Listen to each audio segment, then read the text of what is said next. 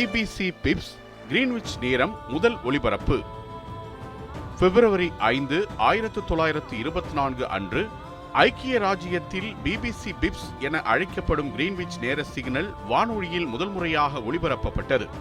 இந்த நேர சிக்னலின் முக்கிய நோக்கம் பொதுமக்களுக்கு மிக துல்லியமான நேரத்தை அறிவிப்பதாகும். அக்காலத்தில் கடிகாரங்களை சரி செய்வதற்கு இது பெரிதும் உதவியது. பிப்ஸ் என்பது குறுகிய ஒலியலைகளாக ஒலிக்கும் தொடர் சத்தங்களை குறிக்கிறது.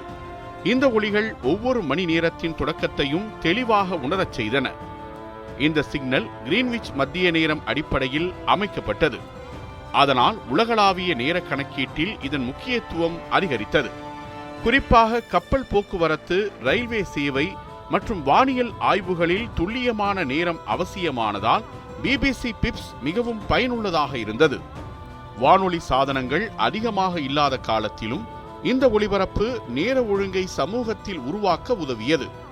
பிபிசி பிப்ஸ் அறிவியல் துல்லியத்தையும் பொது சேவையையும் இணைத்த ஒரு சிறந்த முயற்சியாக கருதப்படுகிறது. இந்த நேர சிக்னல் விரைவில் பிபிசியின் அடையாள சின்னமாக மாறியது. பல தலைமுறைகளாக இது மக்களிடம் பரிச்சயமான ஒலியாக அமைந்தது.